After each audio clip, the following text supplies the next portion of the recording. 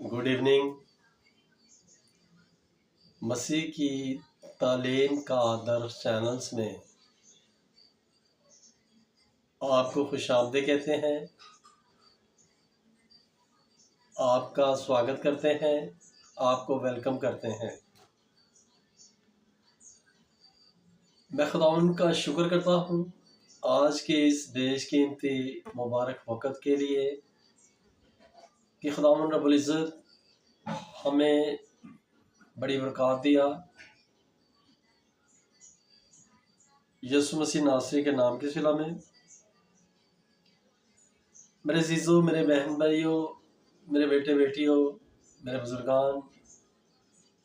میری new generations, جیسا کہ پچھلے پروگرام میں آپ نے بڑی عقل و دانائی کا مظاہرہ کیا اور اچھے سے پروگرام میں شرکت فرمائی اور خدا کے کلام مقدس سے آپ نے بڑی جانکاری اور بڑی برکت حاصل کی۔ یسوع مسیح ناصری کے نام کی صلہ میں خداوند کا شکر کرتا ہوں اس پروگرام کے لیے کہ خداوند ہمیں رب العزت بڑی برکات دیا تاکہ ہم اس پروگرام کو منعقد کریں اور سچ میں زندہ خدا کی زندہ تعلیم سے ہم اپنی زندگیوں میں ہر طرح کی جانکاری اور ہر طرح کی بلیسنگ سے ہم اپنی زندگیوں کو کلام مقدس کے تعلیم کے مطابق اپنی زندگیوں کو نکھار سکیں، سنوار سکیں اور زندہ خدا کے کلام مقدس سے ہم پیار اور محبت کا، بھائی چارے کا، امن کا، پیس کا ہم کلام حاصل کرنے پائیں تاکہ ہماری زندگیاں کلام مقدس کے مطابق اس دنیا داری میں چلیں، نہ کہ ہماری زندگیاں کلام مقدس سے ہٹ کر چلیں۔ اور یہ کلام مقدس فرمانی سے زندگی بخشنے والا خدا کا زندہ کلام ہے اور اس زندہ کلام مقدس سے ہمیں جو جانکاریاں ملتی ہیں، جو تعلیمات ملتی ہے، وہ تعلیمات کسی ایک مذہب کے لیے نہیں، کسی ایک قبیلہ کے لیے نہیں، کسی ایک تنظیم کے لیے نہیں، کسی ایک جماعت کے لیے نہیں، بلکہ یہ تمام قوموں کے لیے اس میں تعلیمات کلام مقدس سے ملتی ہے، جو کہ پوری انسانیت کی بالادستی کے لیے اس زندہ کلام مقدس کی زندہ تعلیم سے ہمیں نمایاں کرتا ہے کہ یہ سچ میں زندہ خدا کا زندہ کلام ہے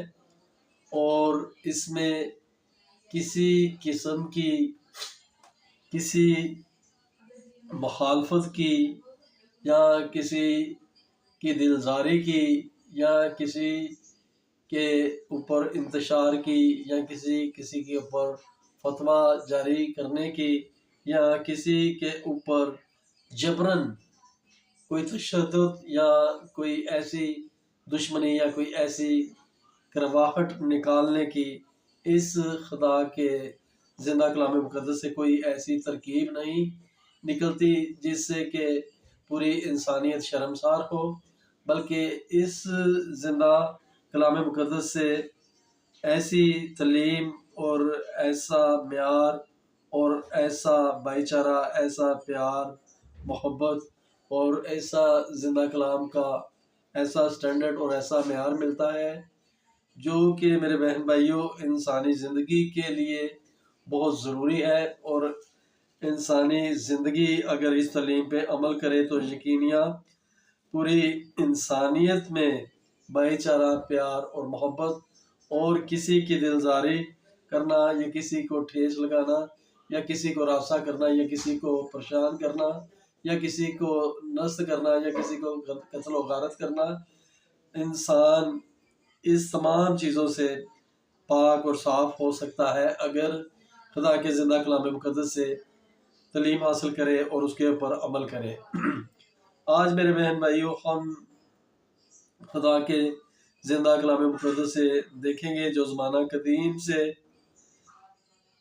آج تک جس کے پڑھنے والے پوری دنیا میں سب سے زیادہ ہیں، اور اس کے ماننے والے اور اس کے بلیور پوری دنیا میں سب سے زیادہ ہیں، اور یہ کلام مقدس نہ کہ کسی کے دلزاری، نہ کہ کسی کے دل کو ٹھیس لگانا،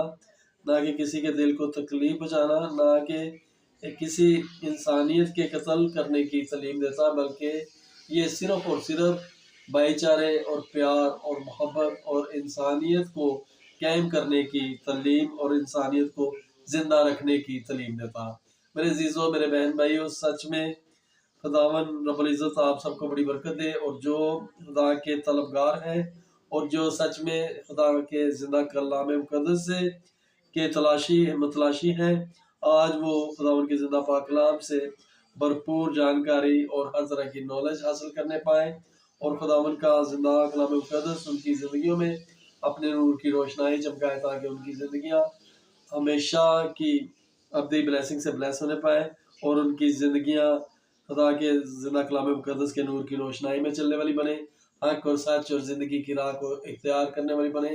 اور ہمیشہ کی ابدی نجات حاصل کرنے والے بنے، اور ہمیشہ کی ابدی زندگی سے بلیس ہونے والی بنے۔ جو میرے بہن بھائی، جو میرے عزیز دوست، میرے جو صاحبان ہیں، جو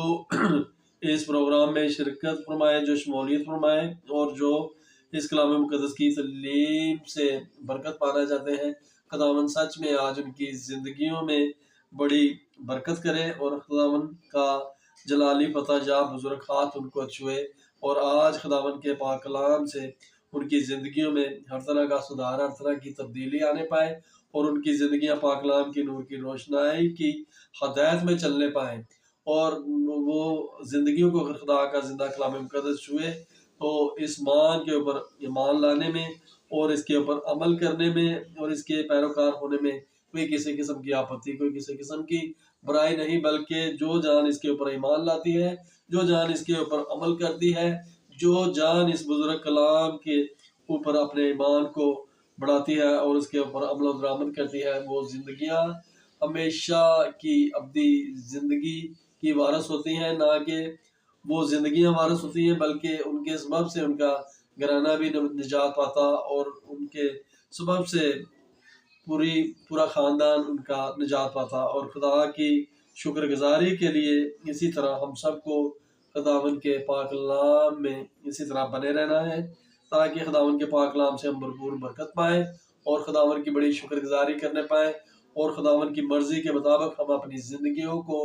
عمل میں لانے پائیں، اور اس کے مطابق ہم اپنی زندگیوں کو گزر بسر کرنے پائیں۔ خداوند رب العزت آپ سب کو بڑی برکت دے۔ Thank you very much, God bless you.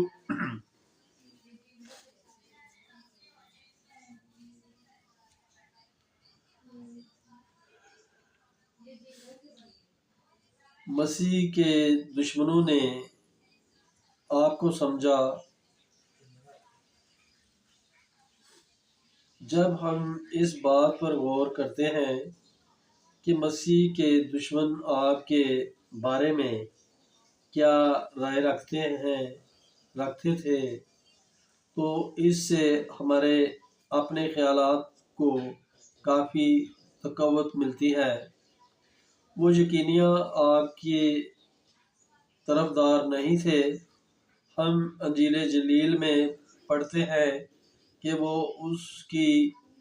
طاق میں تھے تاکہ اس پر الزام لگانے کا موقع پائیں۔ لوکا 6 باب اس کی 7 آیت یہ ایک عام بات ہے کہ جب کوئی مباشا دلائل سے نہیں جیتا جا سکتا تو مخالفین ایک دوسرے پر کیچڑ اچھالنے لگتے ہیں، اور یہاں تک کہ کلیسیا کی تاریخ بھی اس سے مستثنی نہیں۔ جب مسیح کے مخالفین نے یہ محسوس کیا کہ وہ آپ پر دلائل سے غالب نہیں آ سکتے تو انہوں نے بھی آپ کے ساتھ مقدس مرکز کے انجیلی بیان، مرکز 2 باب اس کی پہلی آیت، مرکز 3 باب اس کی 2 آیت میں یسوع مسیح کے مخالفین کے 4 الزامات ملتے ہیں۔ ان کا پہلا الزام کفر بکنے کے متعلق تھا۔ مسیح نے ایک شخص کے گناہ معاف کیے تھے۔ ان کی نظر میں یہ خدا تعالیٰ کے کام میں مداخلت تھی، اسی لیے انہوں نے کہا کہ کفر بکتا ہے،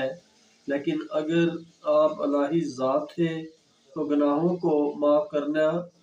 آپ کے اختیار میں تھا۔ آپ پر دوسرا الزام یہ تھا کہ مسیح گناہ گاروں سے ملتے جلتے ہیں۔ آپ گناہ گاروں اور مصول لینے والوں کے ساتھ کھاتے پیتے تھے۔ آپ طوائفوں کو بھی نجات کا پیغام دیا کرتے تھے، لیکن کوئی فریسی کٹر یہودی مذہبی رہنما اس قسم کے برتاؤ کے متعلق سوچ بھی نہیں سکتا تھا۔ وہ ایسے لوگوں کے نزدیک پھٹکتے تک نہ تھے۔ اگر اتفاقیہ ان کا سامنا کسی ایسے شخص سے ہو جاتا تو وہ فوری اپنی قبا سمیٹ کر ایک طرف ہو جاتے کہ کہیں ناپاک نہ ہو جائے۔ وہ اپنے اس عمل کو اپنی راست بازی کی دلیل سمجھتے تھے۔ یہی وجہ ہے کہ انہوں نے آپ کی نرم دلی کو پسند نہیں کیا۔ مسیح کو گناہ گاروں سے جدا تھے، تاہم آپ گناہ گاروں کے دوست تھے۔ تیسرا الزام یہ تھا کہ یسوع مسیح مذہب کے پابند نہیں تھے۔ آپ فریسیوں اور حضرت یحییٰ نبی کے شاگردوں کی طرح روزے نہیں رکھتے تھے، لہذا وہ آپ پر تنازع کرتے کہ دیکھو کھاؤ اور شرابی آدمی، لوکا 7 باب اس کی 34 آیت۔ ایسا الزام قابل غور نہیں۔ آپ خوشی سے مامور تھے اور اپنے مذہب پر بڑی سنجیدگی سے عمل پر تھے۔ چوتھا الزام سبت کے حکم کو توڑنے کا متعلق تھا۔ اس کے بعض آپ کے معترضین سخت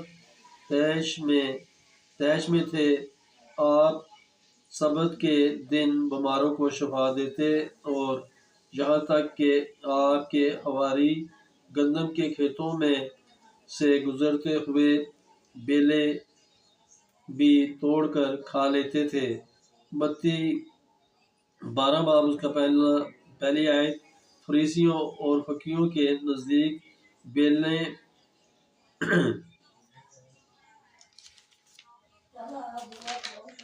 بیلیں توڑنا اور ان کو مسل کر کھانا فصل کاٹنے اور گہنے کے مترادف تھا، جس کی ان کی روایت کے مطابق سبت کے دن سخت ممانعت تھی۔ لیکن کوئی بھی دیانتدار شخص یہ نہیں کہہ سکتا کہ مسیح خدا تعالیٰ کی شریعت پر عمل نہیں کرتے تھے۔ آپ شریعت کے نہ صرف پابندی ہی تھے بلکہ بحث مباحثہ میں آپ اسے منصف بھی ٹھہراتے تھے۔ آپ کا فرمان تھا کہ خدا تعالیٰ نے سبت کو انسان کے فائدے کے لیے بنایا ہے۔ آپ نے دعویٰ کیا کہ آپ کو فریسیوں کی خود ساختہ روایتوں کو توڑنے کا حق حاصل ہے، اور چنانچہ آپ خود سبت کے مالک ہیں، اس لیے اس الہی قانون کا صحیح مطلب بیان کر سکتے ہیں۔ Hallelujah, praise the lord. میرے عزیزو، میرے بہن بھائیوں، میرے بیٹے بیٹیوں، میرے بزرگان، میرے دوستوں، آج خدا کے زندہ کلام سے یقیناً آپ سب نے بڑی برکت پائی، اور کلام مقدس سے آپ کی زندگیاں بڑی برکت پائے، اور بہت آج آپ سب نے بڑی برکت پائی، اور خداوند رب العزت آپ سب کو بڑی برکت دے یسوع مسیح ناصری کے نام کی ضلع میں۔